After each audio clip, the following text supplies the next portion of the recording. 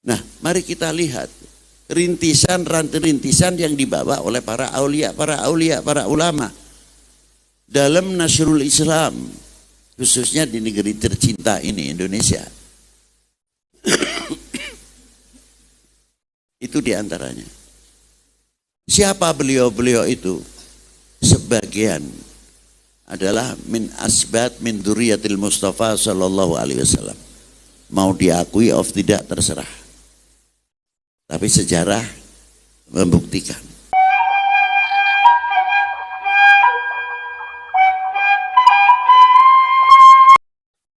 Nah, mari kita lihat rintisan yang dibawa oleh para aulia, para ulama dalam nasrul Islam, khususnya di negeri tercinta ini, Indonesia. Itu diantaranya. Siapa beliau-beliau itu? Sebagian adalah min asbat min dzurriyyatil Mustafa sallallahu alaihi wasallam. Mau diakui of tidak terserah. Tapi sejarah membuktikan.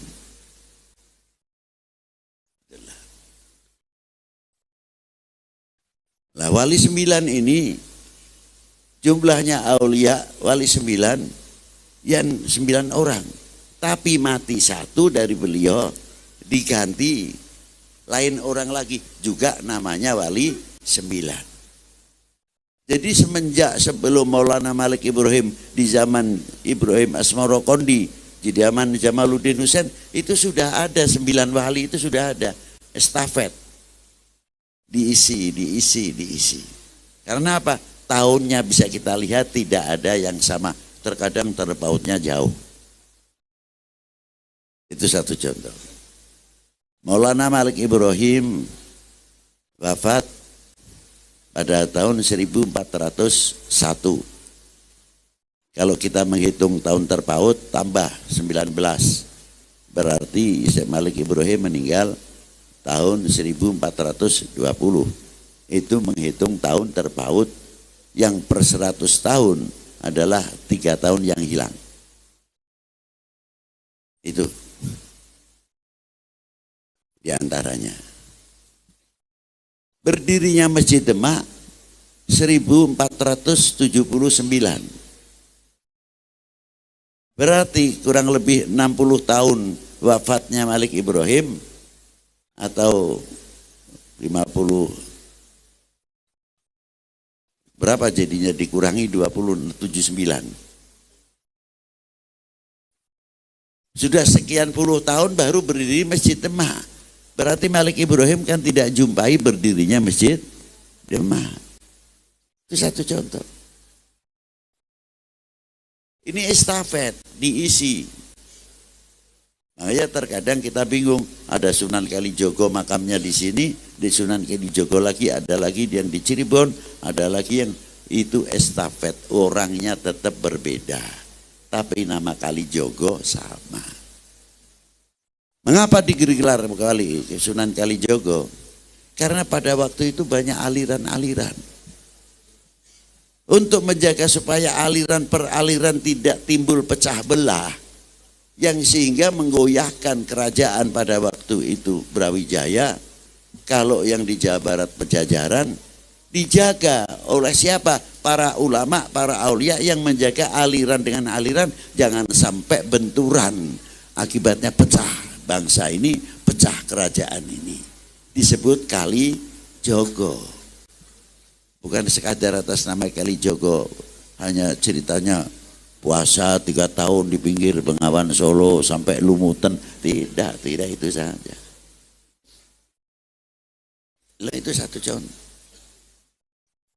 Nah, beliau rata-rata ahli ekonom, ahli pertanian, ahli obat-obatan. Ilmu kedokteran mampu menguasai. Dengan cara itu para beliau berdakwah, terutama yang paling ampuh dalam dunia perdagangan ekonomi. Ini kelihatannya kok sudah malam ya, mungkin nggak betah nih, udah ngantuk ini rupanya. Sudah jam 1 lebih ya. Sanggup? Nah, Seumpamanya kita menggunakan perdagangan, banyak minyak wangi, bawa sarung Samarinda, bawa batik dan lainnya. Kita masuk ke rumah orang itu tidak malu. Selamat pagi Pak, atau selamat siang Pak, Assalamualaikum, Waalaikumsalam. Aduh, bawa apa ini Pak? Ini ada batik Pak, sarung, ada minyak sengit, minyak harum. Ya kalau Bapak mungkin bisa beli atau mengendaki, lihat saja boleh Pak, boleh, silakan. Nama Bapak kenal. Masuk rumah itu dengan bawa dagangan tidak repot. Nah ulama-ulama aulia ilah dahulu itu sama dengan membawa dagangan, bukan muter tasbih sudah mukanya pucat kayak di dalam film. Lalu yang ada ahli kesaktian saja, yang satu mengeluarkan keris, yang satu mengeluarkan cahaya, gitu. Sampai kapan itu cara itu? Nah, tidak. Beliau bukan begitu. Dengan ekonom itu tadi, ketemu di mana kita pernah masuk bertamu di rumah ini, menawarkan ini, akhirnya di jalan kan, hei Pak, lupa nih ya sama saya. Oh enggak Pak, Bapak kan pernah ke rumah saya. Nah, akhirnya jadi saudara, walaupun masih berbeda paham. Yang ahli pertanian sama. Jadi mewujudkan rahmatan lil alamin dengan melalui ekonomi, dengan melalui pertanian, dengan melalui intelektual.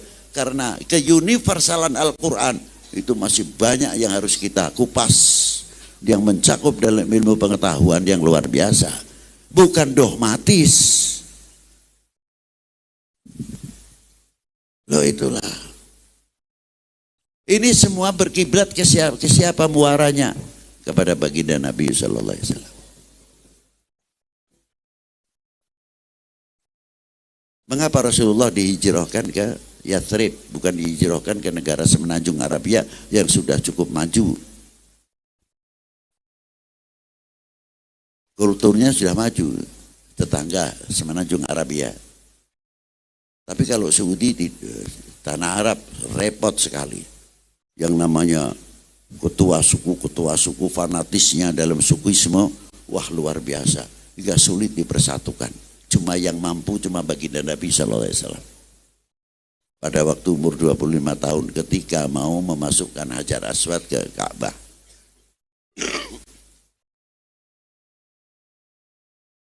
Hampir saja antar suku dengan suku berebut untuk memasukkan Hajar Aswad. Akhirnya keputusannya barang siapa masuk ke Masjidil Haram, yang pertama kali subuh waktunya dan seorang pemuda, itulah yang berhak untuk memasukkan. Ternyata baginda Nabi Shallallahu Alaihi Wasallam yang masuk. Akhirnya beliau dipilih untuk memasukkan Hajar Aswad. Tapi egoismenya Rasulullah tidak ada.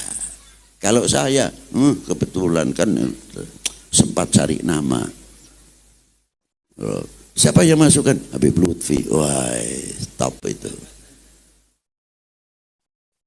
Tapi baginda Nabi tidak. Sama sekali. Bahkan sorbannya digelar, Hajar Aswadnya ditaruh di tengah.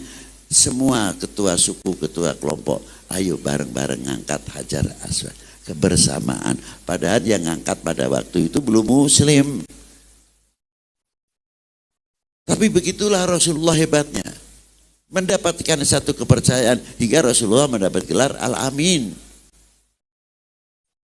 Tapi terkadang hati kecil saya bertanya, Al-Amin, Al-Amin sekarang itu kemana? Yang dipercaya oleh masyarakat, yang dipercaya oleh lingkungan, yang dipercaya oleh pemerintah, menjadi orang-orang pemersatu, perekat umat, perekat bangsa, menjadi lopian contoh-contoh yang luar biasa. Kemana Al-Amin, Al-Amin itu sekarang? Apakah kita tidak bisa menjadi warisan sedikit kotroh, menjadi Al-Amin, Al-Amin, penerus baginda Nabi Shallallahu Alaihi Wasallam, bukan pengompor, bukan penghoak, Malu mestinya pada waktu itu kalau kita melihat Rasulullah masih umur 23, wakilah 25 tahun.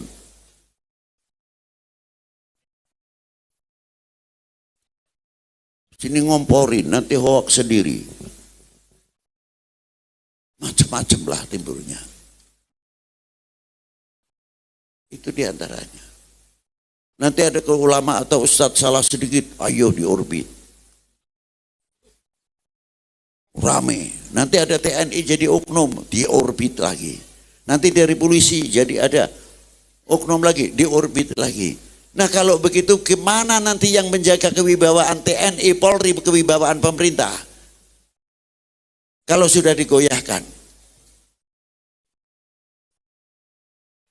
Siapa yang akan menjamin kekuatan ketahanan nasional kalau bukan kita-kita sendiri yang mempagari yang tidak mudah oleh hoax atau dan lain sebagainya? Berpikir sedikit.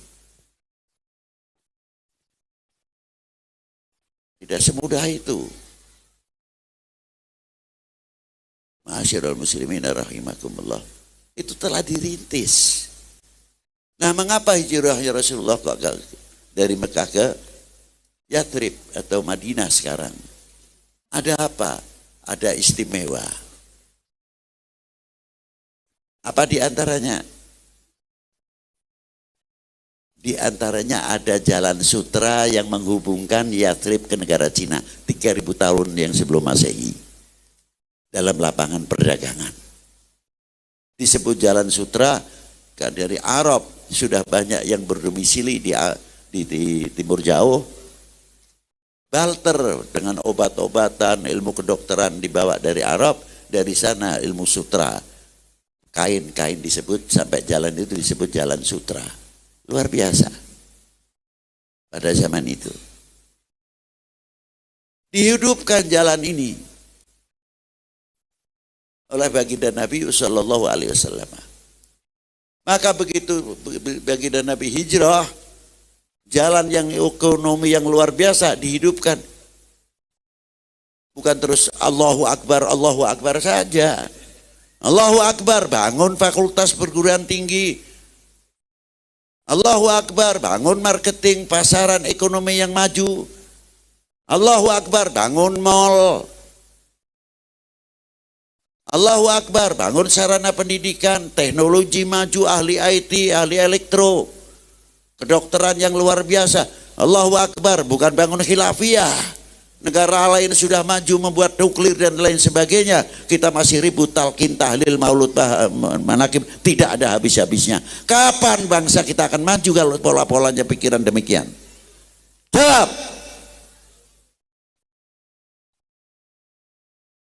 Rupanya senang kalau Indonesia mundur gitu. Pikir ke depan. Bagaimana madrasah, pondok pesantren mempunyai jalur ekonomi. Hingga ada pembangunan perluasan wilayah pesantren dan sebagainya. Kita sudah mempunyai ladang-ladang ekonomi. Bukan ladang proposal, sorry, maaf. Dikit-dikit proposal, dikit-dikit proposal. Sampai kapan kita begini? Ayo bareng-bareng kita begini. Harusnya kan begitu. Jangan tersinggung. Ya kalau luka itu biasanya kena pijat sedikit saja nyeri memang. Ya tapi untuk sembuh kan tidak apa-apa. Itu. Ma'asyiral muslimin rahimakumullah. Itu yang dirintis oleh Rasulullah. Satu sisi bagaimana untuk membangun negara Arab supaya tercipta negara Arab. Apa terutama membangun kesatuan persatuan. Akhirnya Rasulullah membuat satu piagam Madinah, dikumpulkan kelompok Yahudi, kelompok suku-suku, diberi hak masing-masing. Untuk apa? Keutuhan negara, keutuhan bangsa pada waktu itu sudah dirintis oleh baginda Nabi sallallahu alaihi wasallam. Satu sisi baginda Nabi sallallahu alaihi wasallam satu kewajiban untuk wabalagha risalah wa addal amanah wa nasahal ummah wa jahada fillah haqqa jihadih. Tapi dalam satu sisi baginda Nabi harus bagaimana mempertahankan, mempersatukan bangsa ini. Itu hebatnya. Karena sudah satu ayat Allah Ta'ala menciptakan suku bangsa untuk saling mengenal. Bukan mengenal, oh Habib Lutfi hidungnya panjang pasti turunan Arab. Bukan itu. Hak-hak asasi bangsa-bangsa yang ada di dunia ini, kita mampu menghargai atau tidak? Melindungi atau tidak? Lita'arafu, dengan dibekali inna akramakum indallahi atqa. Nah, kita orang Indonesia, sejauh mana kita mengenal Indonesia? Bukan kita mengenal dari Sabang sampai Maroke saja, tidak. Kita mengenal Indonesia. Sering kita bangkitkan dengan lagu kebangsaan, Indonesia tanah airku, tanah tumpah darahku. Apa pengakuan Indonesia tanah airku di dalam lagu atau dalam seri seremonial? Pengakuan Indonesia tanah airku harus dibawa kehidupan sehari-hari ini, sehingga timbul untuk menjaga keutuhan negara dan bangsa ini. Loh, itulah sudah dicontohi oleh baginda Nabi Sallallahu Alaihi Wasallam. Karena kita di dalam melakukan itu ada ikrar Indonesia tanah airku, bukan sekadar dalam lagu atau seremonial, tapi kita mempunyai pernyataan Indonesia tanah. Bohong atau tidak? Hah? Bohong atau tidak? Jangan tertawa-tertawa toh. Ayo, kita tanya. Kalau kita merasa memiliki pemberian Allah Ta'ala negara tercinta ini, apa tidak terlepas itu pemberian Allah Ta'ala?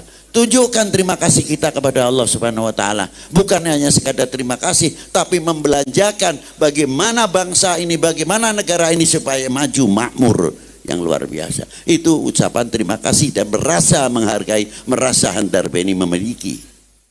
Harusnya kan begitu. Bukan malah bikin rame. Bangsa lain sudah bikin kemajuan ekonomi yang luar biasa sampai dolarnya kita kalah. Ya jangan kata lu dolar saja sudah ketinggian kalau kita mengatakan kalah. Hasil karya bumi pertiwi kita belum full bisa menghormati. Coba kalau kita mempunyai kefanatikan, tidak mungkin kita akan mengatakan jambu Bangkok. Hidupnya di Indonesia, ditanam di Indonesia, rabuk di Indonesia, jambu Indonesia, syukur keluaran Bogor. Kan mestinya gitu. Bukan jambu Bangkok. Yang hebat lagi Kates California, jauh betul itu namanya. Negara agraris begini suburnya, Katesnya California. Ya Allah. Nah inilah. Tapi Rasulullah tidak membangun bagaimana mengenal lita'arofu lebih jauh. Nah, dengan demikian dibawa oleh min asbatihim sebagian dzurriyyah baginda Nabi. Dari mulai Faqihil Muqaddam bin Ali bin Muhammad Sahib Marbat bin Ali Khalid Qasam bin Alwi bin Muhammad bin Alwi bin Ubaidillah bin Ahmad al-Muhajir bin Isa an-Naqi bin Muhammad an-Naqi bin Ali Luraidi bin Ja'far as-Sadiq, ibunya Ja'far Sadiq bin Muhammad al-Baqir, Farwah bintil Qasim bin Muhammad bin Abi Bakr as-Siddiq. Jadi para habaib dan wali 9 yang ada di Indonesia ini bukan turunan Sayyidina Ali saja, termasuk dzurriyyah Sayyidina Abi Bakr as-Siddiq. Al-Imam Ja'far as-Sadiq bin Muhammad al-Baqir bin Ali Zainal Abidin bin Husain Sibti bin Ali bin Abi Talib wa bin Fatimah Zahrul Batul binti Rasulullah sallallahu alaihi wasallam Rasul. Wa kadzalika Jamaluddin Husain. Yang pertama kali masuk ke India adalah Uthman Khan, Abdullah Uthman Khan. Bersama dengan bapaknya Amir Abdul Malik. Sehingga menurunkan ke Indonesia ini Maulana Syarif Hidayatullah bin Amdaduddin Abdullah bin Ali Nurul Alam bin Jamaluddin Husain. Sunan Ampel bin Ibrahim Asmarokondi bin Jamaluddin Husain. Malik Ibrahim bin Barokat bin Jamaluddin Husain.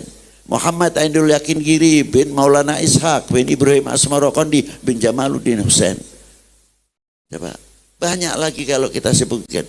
Jamaluddin Husain bin Ahmad Syah Jalal bin Abdullah Ulmat Khod bin Amir Abdul Malik bin Muhammad Said Marbat ketemu dengan Fakil Muqaddam di Muhammad Said Marbat. Selanjutnya ke atas nasabnya. Beliau masuk dulu ke India, bukan langsung ke Indonesia. Di sana mempelajari bagaimana membuat satu adaptasi. Dan di sana termasuk jalan sutra untuk kemajuan ekonomi pada waktu itu. Dengan sutranya dan lain sebagainya. Begitu beliau masuk ke Indonesia, wali-wali 9 ini berkiblat kepada baginda Nabi sallallahu alaihi wasallam, membawa misi rahmatan lil alamin. Itu hebatnya. Dengan akhlaknya mau menundukkan orang supaya beriman. Terkadang maaf saja yang tersinggung, tapi saya tidak niat ngatain orang. Jalan saja sudah begini. Mau lihat mukanya saja tidak basyasyah. Senyum. Lihat mukanya serem. Bagaimana kita dakwah? Tapi coba baginda Nabi. Senyum. Tidak pernah membuka aibnya orang. Sahabat diangkat oleh Rasulullah SAW. Para ulama diangkat, para aulia diangkat oleh baginda Nabi SAW. Ini kita ngomong nih, maaf saja. Kita dakwah kemana-mana. Tapi kan belum pernah menyuapi Yahudi kan? Pernah? Belum pernah. Rasulullah ada seorang Yahudi yang paling benci kepada Rasulullah SAW, buta lagi matanya. Maaf. Setiap hari ngumpat. Yang nyuapi setiap hari baginda Nabi SAW. Bahkan dagingnya yang keras, Rasulullah yang mengunyahnya dulu, baru dimasukkan. Lama-lama Rasulullah meninggal, diganti oleh Abu Bakar Siddiq. Setelah diganti Abu Bakar Siddiq radhiyallahu taala anhu, ini tangannya kok tidak seperti biasanya, agak keras ya. Lain ini. Lalu tanya, Anda ini sebenarnya siapa? Saya Abu Bakar Siddiq. Abu Bakar, mana yang biasa menyuapi saya? Itu siapa? Beliau adalah Abdulil Khalqi ala litrak, Muhammad bin Abdullah sallallahu alaihi wasallam. Nangis orang itu. Itu yang saben hari saya cuci maki. Begitulah akhlaknya orang lain. Sampai akhirnya Islam di tangan Sayyidina Abu Bakar Siddiq. Mengapa tidak di tangan Rasulullah SAW langsung? Malah justru di Abu Bakar Siddiq. Nampak akhirnya. Kita sudah berjuang sampai ke sana. Belum ya. Yang enteng-enteng, yang ringan-ringan saja itu terlalu berat lah. Coba yang lain apa?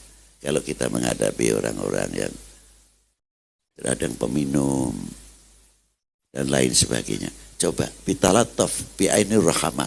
Kita melihat, menghadapi dengan penuh kasih sayang. Diuwongkan dulu. Bukan terus dimungsuhi. Bukan. Betul, kita akan menyampaikan hak, ada tempatnya nanti, ada caranya. Lah, itulah yang dirintis oleh kajian Sunan Wali 9. Sampai sekarang pun masih bisa mempersatukan umat, bisa mempersatukan bangsa.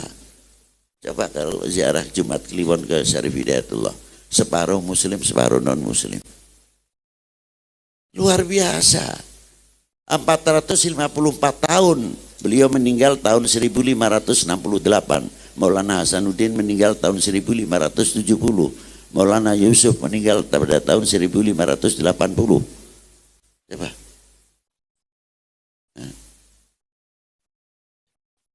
Maka dengan adanya hal tersebut, supaya kita banyak membuka lembaran-lembaran yang harus menjadi contoh. Jangan jauh-jauh Maulana Syarif Hidayatullah. Bagaimana mempersatukan umat, bagaimana mempersatukan bangsa.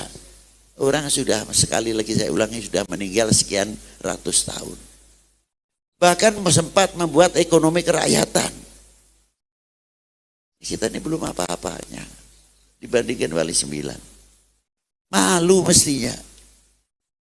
Nah, disinilah pentingnya diteruskan oleh beberapa pewaris-pewaris para beliau-beliau.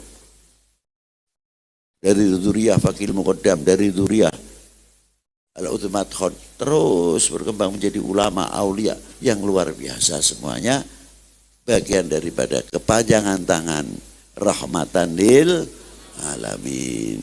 Maka dengan adanya hal tersebut, supaya kita tidak melupakan sejarah, supaya kita itu tahu dari pensiar Islam sampai pendiri bangsa ini. Yang terakhir itu sepele sajalah, apakah kita ini mau mengecewakan para beliau?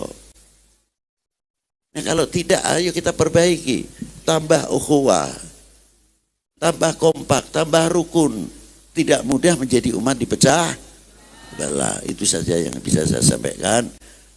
Mohon maaf yang sebesar-besarnya atas keterlambatan saya. Wabillahi taufiq wal hidayah wal afu minkum. Wassalamualaikum warahmatullahi wabarakatuh.